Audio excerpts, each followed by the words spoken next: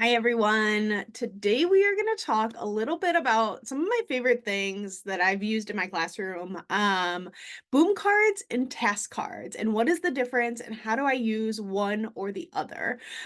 Because I feel like this is such an important thing that we could be doing with our students, literally all the time. So boom cards, if you are not familiar with them, they're from the Boom Learning site. I'm going to actually go to the store so you can kind of see what they look like. So typically they are just digital task cards. There is self-correcting. So it gives the student immediate feedback if they are doing something incorrectly, if they click the wrong answer. There's also click and drag, which is really cool so that students can drag things and like sort, or like drag an answer to where it needs to go. And also there's typing. So if you're working on, like I see this one here is a subtraction, you can type in the answer, which also I think is great. So you can see featured people. If you're looking for a specific person, you can look for different decks. I do like that they do have point systems that relate to dollar amounts, so it kind of looks a little different. So that's something that might be a little bit different for you. Um, but we're going to actually go in and look at a measurement deck, and I'm going to compare a boom card set versus a task card set. Let's see if we can get there. Great, we're gonna look at this one. So this is what the back end looks like if you're creating task cards. So you can kind of see this is what it looks like, and then I can have the answers at the bottom here. So obviously this is a 10-inch or 10 something. I think the ruler is actually inches. So this is just identifying the distance of that or the measurement. But again, this green box you can kind of see around it is actually showing that that is the correct answer, so that when I preview it, if you want to see what that looks like, What um, is the length? and there actually is volume on there as well, so it reads it out loud. But you can also turn that off. You can What stop it. is You the can turn it length? off. Play it again. So it is auto sound, but again, you can turn it off. What is the length? Oh, actually, it's this corner. There you go. So I can turn it off if I wanted. And so if I go and click, it'll give me a feedback that that is the incorrect answer. And again, incorrect answer, and then now I know this is the correct answer. But again, if I get it correct, it goes directly to the next card. It's taking data on this as I do it. So I kind of know where I'm at, if I know what I'm doing or if I don't know what I'm doing. So I do really like that. You do have a bar at the top for progress. So I do also really like that. So the student knows how many more they have to complete. They can give it up. Yep, I'm going to surrender that card. It tells me what the answer is. Cool. Gives me a little preview. I'm going to skip that card. I'm going to skip that card. Oh, I like this one. I'll do this one.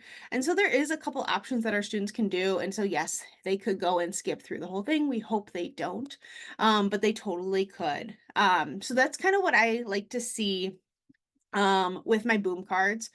If I can't go directly into looking at the data right now, but let's see if I can find a report for you. Let's see. Let's see if I have any. I don't think I do. Oh, actually I do. Great.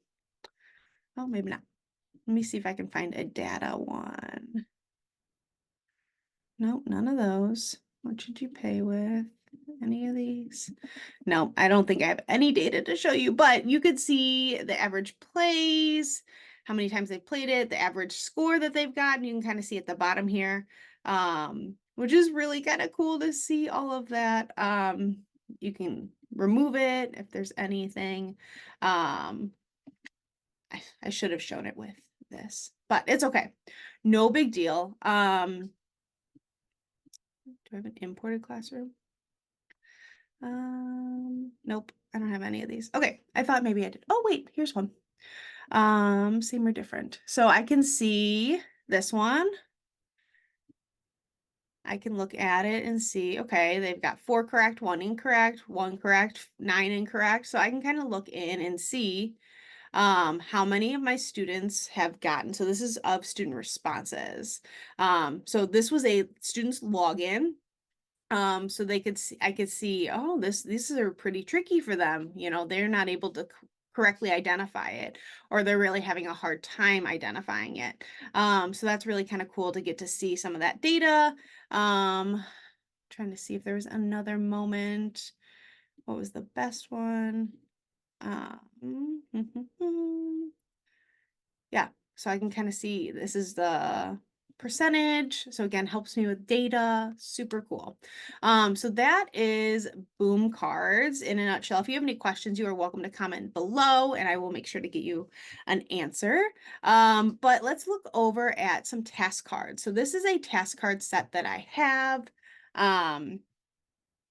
And I just downloaded it already so that you can see it. But I'm going to switch over to a different screen so that you can see that. Okay, great. So now you should be able to see the task card screen that looks like test cards. And honestly, it looks pretty similar to the measurement ones that we saw. It does come with little labels. I do have a set that has a no guide and a set that has a guide. I'm going to zoom in a little bit for you.